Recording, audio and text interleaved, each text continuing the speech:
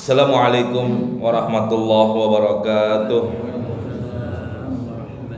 Al-Fatihah. Allah yakdi hajatina wa isalana umurana wa yakhtim lana bi husnil khatimah bi syafaati sayyidina Muhammadin sallallahu alaihi wasallam. Sumaila ruwi abaina wa ummahatina wa ajdadina wa jaddatina wa amamina wa amatina wa nakhussu khasatan ilal muassis hadzal masjid sunal mu'alif hadzal kitab anna Allah yanfa'una bi barakatihim wa anwarihim wa asrarihim kama niyati Habib Zain wa kama niyati salafus saleh wa ila hadratin nabi Muhammadin sallallahu alaihi wasallam. Al-Fatihah. A'udzu billahi minasy syaithanir rajim. Bismillahirrahmanirrahim.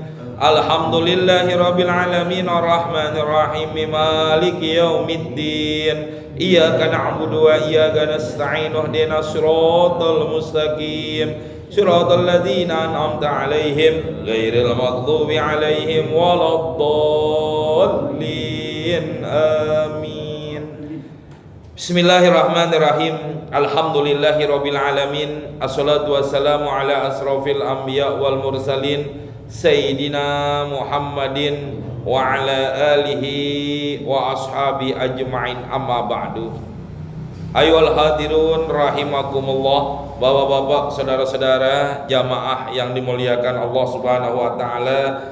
Alhamdulillah malam ini dengan nikmat sehat walafiat, nikmat iman wal Islam, Allah kumpulkan kita di majelis ilmu. Mudah-mudahan kumpulnya kita mendatangkan rahmat dan maghfirah dari Allah Subhanahu wa taala. Amin ya rabbal alamin. Kita lanjut pengajian kita di halaman 72. Bismillahirrahmanirrahim. Wa Tabrani an Ibni Abbasin man amsa kallan min amali yadaihi amsa maghfuran lahu. Masya Allah. Wa Tabrani, Imam Tabrani mentakhrij hadis yang diriwayatkan an Ibni Abbas, dari Abdullah ibni Abbas. Apa kata Nabi? Man amsa, barang siapa di sore hari kalan, merasa capek, merasa lelah, merasa letih, yang menyebabkan capeknya min amali yadaihi, karena pekerjaan, ya, karena pekerjaannya, karena dengan sebab dia usaha. Dari pagi dia kerja, sore pulang, merasa capek, merasa lelah dengan sebab pekerjaannya. Apa balasan Allah? Amsa, maka sore hari itu pula orang yang capek karena usaha, orang yang capek karena kerja, maghfuran lahu, diampunin dosa-dosanya itu orang. Masya Allah. Kalau dia kerja karena Allah, kalau dia kerja ya karena ingin mencukupi daripada kebutuhan keluarganya, manakala dia bekerja karena memang mencari dengan rizki yang halal, ya, dia usaha dengan usaha yang halal, tidak melanggar hukum-hukum Allah. Dia usaha, dia kerja, tidak meninggalkan kewajiban dia kepada Allah. Zuhur dipanggil oleh Allah, ditinggalin pekerjaannya, dia sholat. Asar Allah panggil lagi buat sholat, ditinggalin kerjaannya, dia sholat. Terus dia usaha dengan cara yang halal, dia usaha dengan tidak menipu orang, dia bekerja dengan cara tidak menzolimi orang lain. Di sore hari orang itu capek dengan sebab usahanya, maka sore hari itu pula orang tersebut diampuni dosanya oleh Allah Subhanahu wa taala. Ini kalau orang yang usaha dengan cara apa? Halal. Orang usaha dengan cara tidak meninggalkan kewajibannya kepada Allah. Sebaliknya, kalau dia usaha tapi sholat enggak, dia kerja, kewajibannya kepada Allah tidak dilaksanakan. Dia benar, dia kerja tapi dengan cara menipu orang. Dia kerja tapi dengan cara zolimin orang lain. Apakah capeknya dengan sebab dia usaha diampuni dosanya oleh Allah? Enggak. Kenapa? Karena melanggar hukum Allah, dia tidak melaksanakan kewajiban Allah, dia berbuat zolim kepada orang lain dengan usahanya, capeknya nggak mendapatkan ampunan dari Allah Subhanahu wa taala. Nah, disinilah hadirin, kita usaha bukan hanya ingin mencari rizki, bukan hanya mencari uang dan lain sebagainya, tapi carilah, usahalah dengan cara yang halal, dengan cara yang benar, dengan cara tidak meninggalkan kewajibannya kepada Allah. Harusnya begitu. Tapi kalau enggak akan mendapatkan kemuliaan dari Allah Subhanahu wa taala. Makanya sering saya bilang, orang bohongin kita silakan, orang menipu kita silakan, tapi jangan kita tipu orang lain. Jangan kita balas tipuan orang kepada orang lain lagi yang kita lakukan. Dia mengurangi timbangan, tatkala kita menjual jangan kurangi timbangan. Dia menambahkan sesuatu barang-barang atau sesuatu yang tidak baik, jangan kita tambahkan barang dagangan kita sesuatu yang nggak baik yang kita jual sama orang lain. Orang lain melakukan begitu karena ketidaktahuannya, orang lain melakukan begitu kecurangannya. Kita jangan balas kecurangan dengan kecurangan. Kalau dilakukan usaha dengan cara yang halal, dengan cara tidak meninggalkan kewajiban kepada Allah, capeknya dibalas oleh Allah, maghfuron lahu, Allah ampunin dosa-dosanya itu orang. Masya Allah. Kerjaannya dunia bukan? Dunia aja mah nyari duit, kerjaan dunia. Dia bukan lagi baca Quran, dia bukan lagi berzikir, tapi dihitung ibadah oleh Allah Subhanahu wa taala. Inilah karimnya Allah, rahimnya Allah, begitu sayangnya Allah kepada manusia, sehingga bukan hanya pekerjaan akhirat, bukan hanya dalam keadaan dia ibadah, tapi dalam melakukan pekerjaan dunia dengan cara yang benar, dia mendapatkan pahala dan diampunin dosanya oleh Allah Subhanahu wa taala. Itu caranya jamaah. Maka kalau kita kejar keuntungan dunia belum tentu dapat, tapi kalau kita kejar keuntungan akhirat udah pasti. Betul apa enggak? Kejar nih keuntungan dunia dengan cara apa? Menipu orang. Kejar keuntungan dunia dengan cara curang, belum tentu kita dapat. Dosa iya, kerugian udah pasti. Tapi kalau kita kejar keuntungan akhirat dengan cara usaha yang benar, dengan menjalankan perintah Allah, insya Allah yang namanya keuntungan akhirat udah pasti, keuntungan dunia pasti ngikut. Betul apa enggak? Kan ada pepatah tuh, nanam rumput padi ngikut. Betul ya? Kebalik, nanam padi rumput ngikut. Ikut aja, kalau salah jangan ikutin. Saya mancing dong nih, tidur ngajinya sini. Nanam padi rumput ngikut. Nanam rumput padi luput. Nggak ikut, maksudnya kan begitu. Kejar dunia, akhirat nggak dapat, tapi orang ngejar akhirat, dunianya dapat. Nah itulah hadirin, makanya nih kalau kita usaha, kita kerja, kita melakukan pekerjaan kita, jangan ingin mencapai keuntungan dunia aja, tapi yang kita kejar adalah keuntungan akhirat. Doanya gitu, Rabbana atina fid dunya hasanah wa fil akhirati hasanah, juga kita dapat keuntungan dunia, keuntungan akhirat. Maka caranya seperti itu. Nih jamaah, robah cara kita berusaha, kita robah dengan cara yang benar. Berikutnya, wa Ahmad wal Bukhari mentahrid hadis Anil Miqdad, dari Imam Miqdad meriwayatkan hadis, ma'akala ahadun ta'aman, tidaklah makan seseorang akan satu makanan, khairon, yang lebih baik.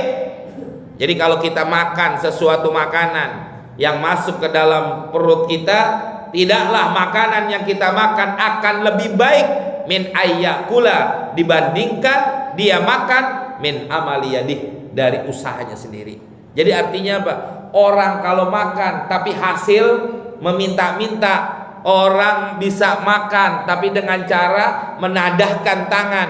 Walaupun dia makan enak, walaupun dia punya banyak, tapi lebih baik, ya lebih mulia dia makan yang sedikit, dia makan gak seberapa, tapi dengan sebab usaha, dengan sebab kerjanya, dengan sebab tanpa minta, itu lebih mulia. Betul gak? Sekarang jamaah orang jangan bilang tuh yang tukang minta orang miskin, ya orangnya kadang-kadang kaya, makanya ada tuh di daerah mana tuh kampung pengemis, rumahnya aja jamaah pakai parabola, lah kita boro-boro parabola pakai tutup panci. Ya bukan parabola. Artinya apa? Kadang-kadang kalau kita lihat di tayangan televisi, ini bawa duit aja berapa? Puluhan juta hasil dari ngemisnya. Banyak duitnya, mulia? Enggak. Ya, dikejar-kejar sama Satpol PP. Ya kan? Sama badan sosial, enggak mulia. Tapi orang yang kerja dengan walaupun hasilnya sedikit, dengan cara yang halal, dengan cara yang benar, itu lebih baik. Dia dapat, dia bisa makan dengan cara yang diusaha dibandingkan dengan cara minta-minta. Makanya jangan ngarep pemberian orang, haraplah daripada usaha kita sendiri. Insya Allah itu akan jadi mulia di hadapan Allah, mulia juga di hadapan manusia. Ya, tapi orang kalau udah minta-minta begini jamaah hina udah. Ya, di hadapan manusia juga sehebat apapun tuh orang pasti hina. Kenapa? Tangannya di bawah. Makanya benar apa kata Nabi, yadul ulya khairun min yadis sufla. Tangan di atas artinya apa? Memberi lebih baik daripada tangan di bawah. Ngapain? Minta-minta. Itulah keadaan. Maka jangan pernah berharap menadah, tapi haraplah bisa memberi. Wa Ahmadu wa Ibnu Majahin mentakhrid hadis yang diriwayatkan an Uqbah bin al-Munziri anna Musa, sesungguhnya Nabi Musa alaihi salam ajara nafsahu, dia bekerja untuk dirinya sendiri. Nabi, seorang rasul, ya Nabi Musa seorang rasul, dia kerja buat dirinya sendiri. Berapa lama? Samania sinin au ashron, ya selama 8 atau 10 tahun usaha dia kerja, ya usaha atau dia kerja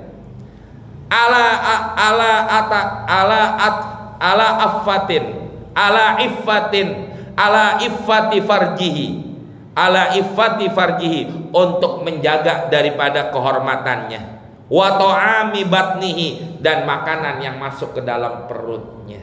Dia nggak mau meminta-minta, dia nggak mau menada, dia nggak mau mengharapkan bantuan orang lain, tapi dia Nabi Musa berusaha sampai 8 atau 10 tahun buat makan dan buat menjaga kehormatannya. Inilah ini kata maksudnya gini jamaah, ini hadis maksudnya menceritakan bahwa jangankan kita orang biasa, Nabi aja mau usaha. Nah Nabi kita Muhammad walaupun kalau dia berdoa akan Allah ijabah doanya, bahkan ditawarkan oleh malaikat Jibril gunung Uhud akan dijadikan emas, tapi Nabi Muhammad malah mau dagang. Awalnya dia ngangon kambing, terus udah gedean dikit dia usaha dengan cara apa? Dia dagang. Bahkan dagangannya bukan hanya di negeri Jazirah Arab doang, bukan hanya di Mekah Madinah, sampai keluar negeri. Itu usaha namanya. Nabi kekasihnya Allah yang kalau dia berdoa pasti Allah ijabah, masih mau usaha. Kenapa kita masih mau menada? Kenapa kita masih mau meminta-minta kepada orang lain? Inilah jeleknya, hinanya orang yang mengharapkan bantuan dan pemberian dari orang lain. Ya. Makanya artinya sesuatu kebaikan ini yang harus kita lakukan, jangan sampai kita tinggalkan yang demikian. Wal Khatibu wa Ibnu Asakir mentahrid hadis an Sahal ibni Sa'ad, amalul abrari minar rijali, perbuatan amal yang baik dari kaum laki-laki. Apa itu? Al khiyatatu, menjahit. Jadi pekerjaan yang paling baik yang dilakukan oleh orang laki-laki adalah sebagai penjahit. Wa amalul abrari minan nisa, pekerjaan yang paling baik yang dilakukan oleh perempuan al-mughzil, ya, nenun apa bikin bahan tenun namanya ya, menenun. Kenapa alasannya jamaah? Laki-laki pekerjaan yang paling baik adalah menjahit, pekerjaan yang paling baik perempuan adalah menenun. Kenapa? Yang nggak pernah keluar dari rumah. Nah kalau orang menenun jalan-jalan nggak? Enggak. Orang jahit jalan-jalan nggak? Enggak. Pasti cuma kerjaannya di rumah aja. Nggak bakal dia berbuat dosa di jalanan. Nggak bakal dia nggak melihat sesuatu yang diharamkan oleh Allah. Dia nggak bakal bisa bertemu dengan orang yang tidak boleh dia temui, bukan mahramnya. Kenapa? Karena cuma ada di rumah. Itu pekerjaan yang paling baik itu jamaah. Ya kalau zaman dulu cuma ada istilahnya seperti itu. Ya silakan. Mau bagaimanapun yang namanya usaha itulah usaha. Dengan cara apa? Melakukan satu pekerjaan yang kita bisa lakukan. Jangan malah mengharapkan kepada orang lain. Wa Ahmad wa Ibnu Majah an Aisyah, dari Aisyah radhiyallahu an, idza sabbaballahu li ahadikum rizqan. Nah, ini jamaah. Ini juga nih yang namanya manusia harus punya sifatnya istiqomah. Punyanya apa? Mudawamah terus. Jangan punya sekali gagal putus asa, sekali jatuh putus asa, ya, nggak ada harapan. Nih, Nabi yang mengatakan demikian nih. Idza sabbaballah, apabila Allah memberikan sabab, li ahadikum, salah seorang di antara kamu, rizqan, satu rizki. Artinya nih kita lagi usaha apa nih? Udah usaha aja terus. Ya, rugi mulu. Nggak pernah laku jualannya. Nggak pernah dapat keuntungan. Ya. Rugi terus. Min wajhin, dengan satu arah, dengan satu sisi, pala yadahu, jangan tinggalkan itu usaha. Hatta yughayyira lahu, sampai dia berubah. Kenapa? Karena Allah ingin menguji manusia. Ya. Bukan hanya dalam pekerjaan ibadah apapun jamaah. Jangankan pekerjaan dunia, pekerjaan akhirat begitu juga. Kita pengen nih dengan sholat tahajud kita, dengan sholat duha kita, atau dengan amalan-amalan yang lain yang kita kerjakan, pengen dapat hasilnya. Betul apa enggak? Kita sholat duha, apa hasilnya? Kita sholat tahajud, apa yang kita dapat? Atau kita baca zikir, baca wirid-wirid dan lain sebagainya, kita pengen dapat hasil dari itu semua. Bagaimana caranya? Jangan pernah cuma sekali dua kali, tapi lanjut terus, mudawamah terus, istiqomah terus, jangan pernah ditinggalkan. Baru lihat hasilnya ada. Sama kayak orang minum obat, Pak. Orang minum obat nih, kata dokter kan begitu. Obat ada tulisannya tuh 2 kali 3, ada 1 kali 3, ada yang 2 kali 2. Nggak ngerti dah tuh apaan maksudnya gitu kan. Kok bisa yang ada 3 kali 1, ada 3 kali 2? Kalau kita yang nggak ngerti, kok 3 kali 2 maksudnya apaan nih? Iya kan, 2 kali obat, 2 obat minumnya 3 sehari 3 kali. Kok bisa beda? Ada yang 2, ada yang setengah lagi. Kita nggak ngerti. Coba kali-kali jamaah. Ini ada umpama ada 5 macam obat begini-gini. Ini segini doang. Kalau gue sekaligus minumnya gimana? Cepet matinya, kan begitu ya Pak. Bukan sembuhnya, cepat matinya, kan sama juga. Ya nggak bisa, ada dosis, ada ukuran. Lah begitu juga yang namanya ibadah atau melakukan satu pekerjaan dunia. Ya nggak bisa sekaligus, kan begitu jamaah. Lah kita dah nih minum dah nih obat sekali doang, udah kagak diminum lagi. Nggak enak minum lagi, nggak enak minum lagi. Nggak bakal kita mendapatkan hasil yang maksimal dari obat tersebut. Nah begitu juga yang namanya orang usaha, orang bekerja, ya, orang baca wirid, orang melakukan satu amalan-amalan soleh, nggak bakal dapat hasilnya kalau cuma sepotong-sepotong.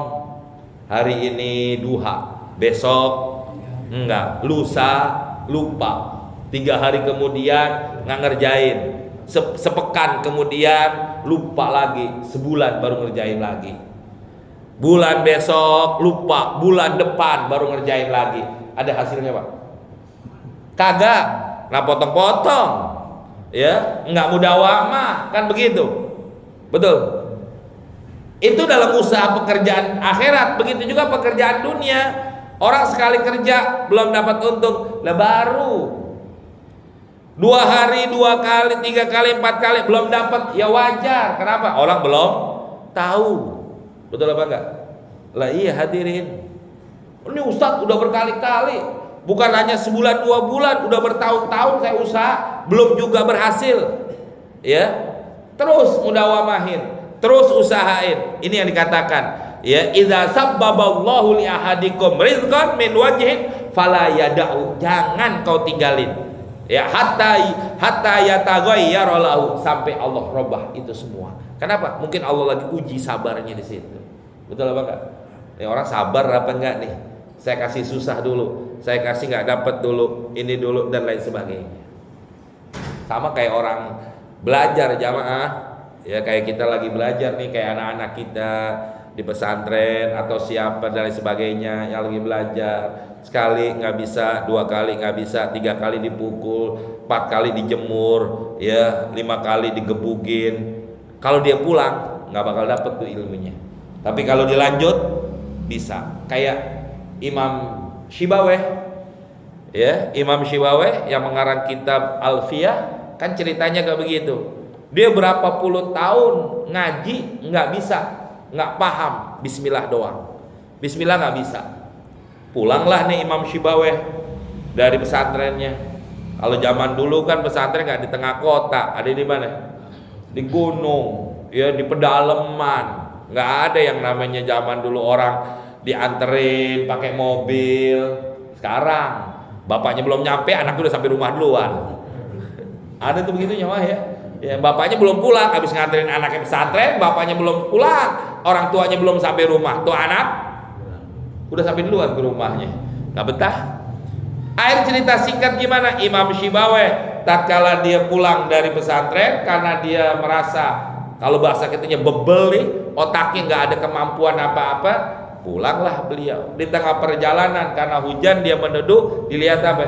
Batu yang besar, batu yang keras, cuma kena tetesan air sedikit sama sedikit, tapi akhirnya bolong. Apa kata Imam Syibaweh? Batu yang keras aja kena setetes itu bolong. Bagaimana nih otak saya yang Allah buat dengan yang lunak? Balik lagi pesantren, jadi ulama besar.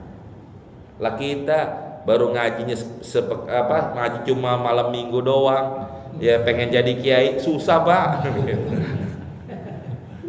Betul apa enggak? Lah iya ngajinya jiping lagi, ngaji pakai kuping doang, ya bawa kitab, kita masjid bukan kitab lu.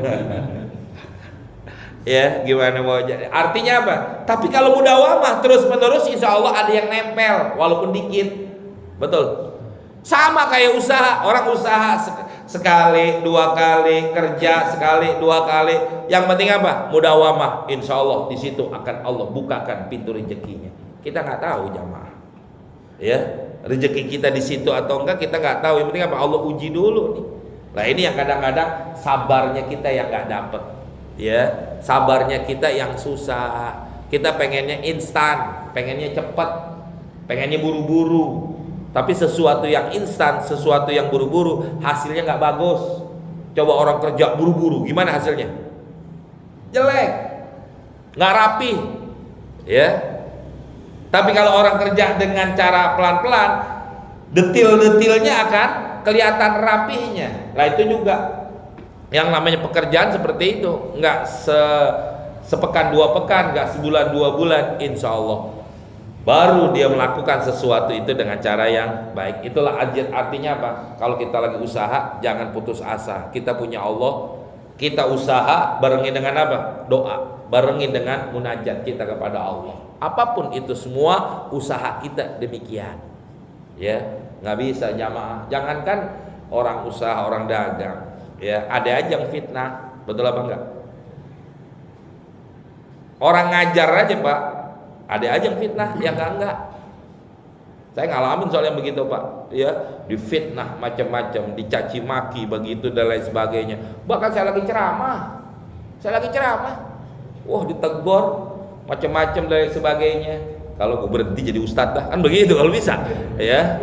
Masya Allah, kita lagi ceramah di depan umum Pak, depan umum ini kita lagi ceramah, dimaki-maki orang.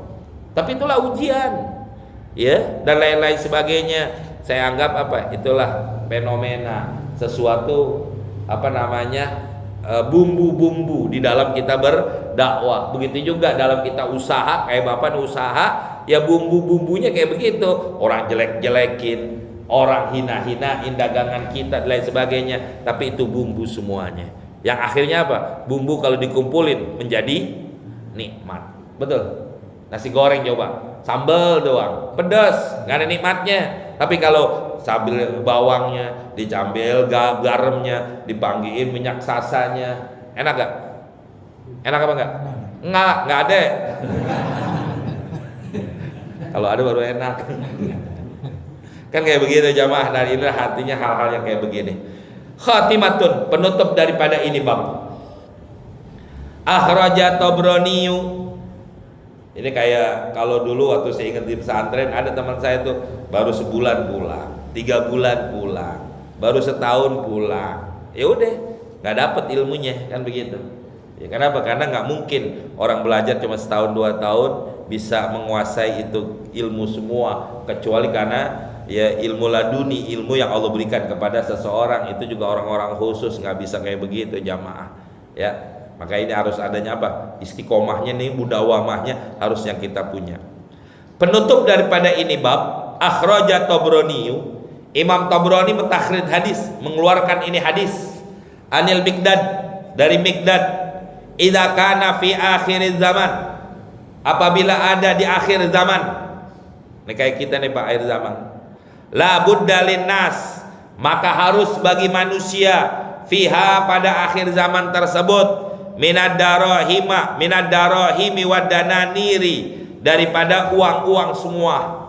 Yuqimur rajulu bihadainahu wa dunyahu, yang mana dengan uang, dengan kekayaan, yuqimur rajulu, bisa menegakkan seorang, ya, seseorang itu bisa menegakkan dengan harta kekayaannya, biha dengan harta tersebut, dinahu, agamanya, wa dunyahu, dan juga dunianya.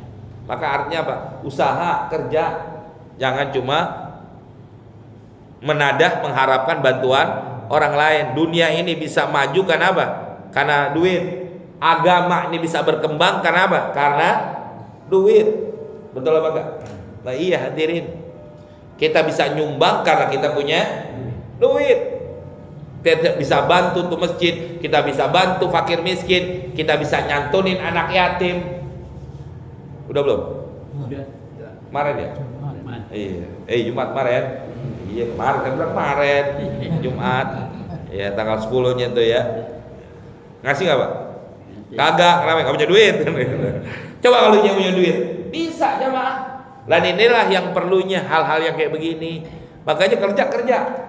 Ya, bukan kita pengen kerja memperkaya diri, kita kerja pengen ngebantuin dunia buat keperluan kita dan juga buat keperluan agama. Agama ini nggak bisa tegak, ini masjid nggak bakal makmur, ini masjid nggak bakal ramai, ini masjid nggak bakal nyaman kecuali pakai duit. Bayar listrik, duit.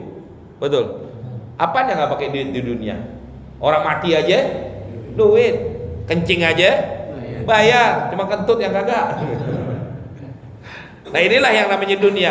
Maka dikatakan oleh Imam Miqdad, apabila ada akhir zaman sekarang nih, nggak ada sesuatu yang bisa tegak baik agama ataupun dunia kecuali dengan adanya duit. Maka mau ada apapun sekarang di dunia, di akhir zaman nih ukurannya adalah duit. Mau hebat dunia kita, duit. Mau hebat agama kita, duit. Kan begitu jamaah.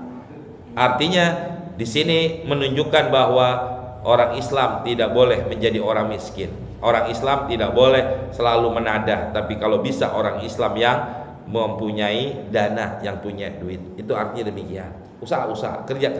Tapi giliran Allah panggil buat sholat dulu, tinggalkan pekerjaan kita. Itu yang bagus. Ini kebanyakan kan sekarang azan nyari duit, sholat tinggalin. Tuh Jumatan coba lihat, ya Allah, mohon maaf kadang-kadang ya yang sholat Jumat, yang dagang aja udah.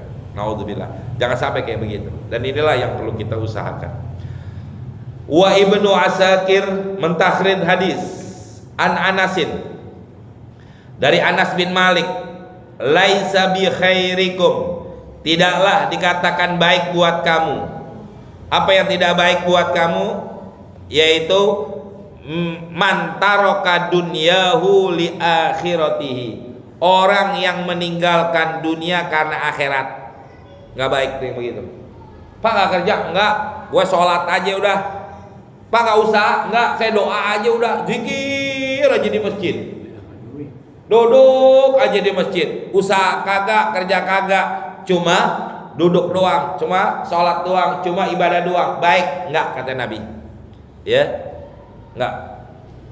Tidaklah baik orang yang meninggalkan dunia karena akhirat. Dan juga sebaliknya, wala akhiratahu lidunyahu, orang yang meninggalkan akhirat buat dunia. Kerja aja, sholat enggak baik.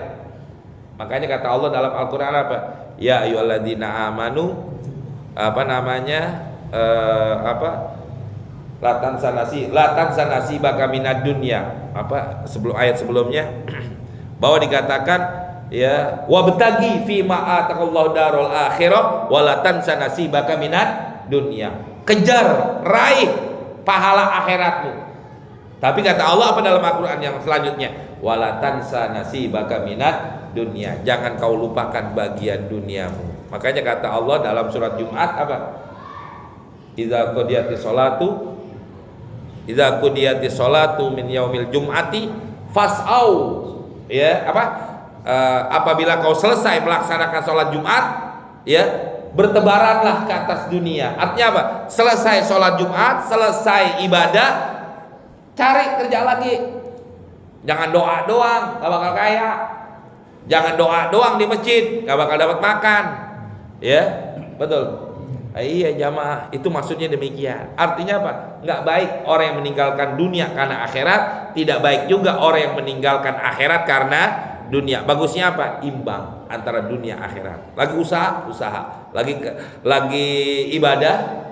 Kayak kita nih Pak, ini giliran kita ibadah, ya udah ibadah aja dulu. Ya, ntar selesai pengajian ini baru mau usaha, ya silakan usaha kan kayak begitu. Ya, jangan meninggalkan dunia karena akhirat. Begitu juga jangan meninggalkan akhirat karena dunia. Imbangkan antara dunia dan akhirat kita. Baiknya kayak begitu. Hatta yusiba minhuma jami'an, sampai dia mendapatkan, hatta yusiba, sampai dia mendapatkan minhuma, daripada dunia dan akhiratnya, jami'an, semuanya. Ya, ada usaha kita. Kan begitu jamaah. Jangan cuma mengharapkan segala sesuatu apapun. Makanya banyak para ulama-ulama kita, termasuk saya dapat nasihat dari guru kita almarhum Kiai Kazruni. Itu nasihat itu. Ya, harus punya penghasilan sendiri. Usaha kita. Saya juga punya usaha jamaah, bukan hanya ngajar doang. Kalau ngajar alhamdulillah, ya. Artinya kalau kita nggak punya usaha sendiri, nanti kita dakwah kita jadi nggak ikhlas. Tapi kalau kita usaha sendiri, kita punya keikhlasannya. Kan begitu jamaah. Ya. Tidak mengharapkan dengan apa yang kita dakwahkan, mengharapkan daripada dunianya. Kenapa? Karena kita udah punya dunia sendiri. Artinya penghasilan dunianya udah punya sendiri. Nah disitulah jadinya apa? Keikhlasan kita dapat. Kalau enggak repot jamaah. Ngarepin segala sesuatu daripada ini yang dikatakan orang menjual akhirat karena dunia. Dia dakwah sampai ditarifin sekian. Dia mau enggak? Kalau mau sekian, kalau enggak saya enggak mau. Nah, kan namanya di akhirat ditarifin namanya. Akhirat itu dibayar buat itu. Kalau enggak, kenapa? Enggak punya usaha. Makanya disinilah perlunya usaha. Ya mohon maaf, saya juga punya usaha. Ya ada beberapa usaha saya, ada saya tanam modal sama orang sekian, saya tanam modal setiap bulan saya ditransfer. Buat apa? Buat kepentingan. Ya kan namanya kita punya keluarga, punya apa, perlu makan dan lain sebagainya. Dari mana? Dari hasil itu semua. Ini dikatakan dunia kita punya, akhirat kita punya. Ini yang baiknya begitu. Ya, jangan mengharapkan segala sesuatunya. Fa inna dunya balagun ilal akhirati, maka sesungguhnya dunia ini yang bisa menyampaikan kepada akhirat. Fa inna dunya, maka sesungguhnya dunia balagun, yang bisa menyampaikan ilal akhirati, kepada akhirat. Ya, yang bisa menyampaikan akhirat di dunia. Kenapa? Kita gak bakal sampai akhirat kecuali di dunia dulu. Maka dikatakan ad-dunya mazra'atul akhirah. Dunia ini tempatnya kita bercocok tanam, tempat kita usaha, tempat kita mengumpulkan segala sesuatunya yang kita perlukan nanti di akhirat. Kan begitu. Betul apa enggak? Lah iya hadirin. Apakah di akhirat nanti kita sholatnya terlambat? Apakah di akhirat aja ntar kita taatnya sama Allah terlambat? Kenapa? Di akhirat itu cuma buat menikmati hasil capeknya kita waktu hidup di dunia. Ini kayak kita duduk, kita ibadah, kita bangun malam, ya kita capek dengan ibadah kita di dunia. Dapatnya kapan balasannya? Nanti di akhirat. Kan begitu jamaah. Betul apa enggak? Lah iya, inilah yang perlu ada. Jangan kita ngarepin akhirat aja, tapi dunianya kita lupakan. Nggak baik. Kita punya istri, kita punya anak, kita punya keluarga yang wajib kita kasih makan dan kasih nafkah buat mereka semua. Nggak boleh nggak, kewajiban itu semua. Ada usaha yang harus kita punya jamaah. Ya, wala takunu kallan 'alan nas. Ya Allah, dikatakan oleh ulama nih, wala takunu, janganlah kau menjadi kalan yang apa ya? Yang hanya mencari belas kasihan ala nas, atas orang lain. Jangan cuma ngarepin begini doang. Ya. Jangan hanya menadahkan tangan kita. Wala takunu, janganlah kau menjadi kalan belas kasihan ala nas, atas orang lain. Kalau bisa usaha, kerja dan lain sebagainya. Itu hadirinnya. Sekecil apapun usaha kita, usaha aja. Jangan kita jangan kita jangan kita takut. Apa yang kita bisa usaha, ya. Saya selain tanam modal, saya juga punya usaha-usaha lain, termasuk perjalanan umroh saya itu buat usaha saya jamaah. Usaha buat apa? Usaha buat selain usaha buat kita bisa berangkat, dan usaha buat pesantren, kan begitu jamaah. Dari keuntungan itu semua, usaha itu semua saya jadiin keuntungannya buat pembangunan pesantren. Artinya nggak ngarepin banget saya sama orang ngasih, alhamdulillah, orang bantuin buat pesantren saya terima. Tapi minta nggak jamaah, ya.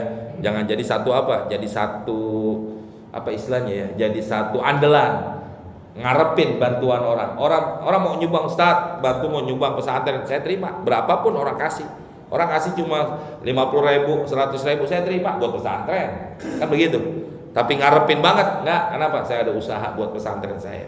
Dari mana? Perjalanan umroh lumayan. Kalau orang berangkat dapat 1 juta dari keberangkatan orang. Sekian 20 orang dapat 20 juta. Nah kalau ngarepin cuma 50.000, berapa orang dapat 20 juta? Kan begitu jamaah. Artinya apa? Ada usaha buat kita semua. Tanbih, peringatan, Abdulul makasib, sebaik-baiknya usaha at-tijarah, perdagangan. Wa qala ba'dul muhaqqiqin abduluha, yang paling baiknya adalah usaha az-zara'ah, nanam, petani zaman dulu. Summa sona'ah, kemudian pertukangan. Summa tijarah, kemudian ya perdagangan. Ini berbagai macam. Artinya apa? Terserah mau kita usaha apa aja, yang penting kita berusaha, tidak mengharapkan daripada bantuan orang lain. Mudah-mudahan ada manfaatnya. Amin ya rabbal alamin. Ada mau ditanyakan?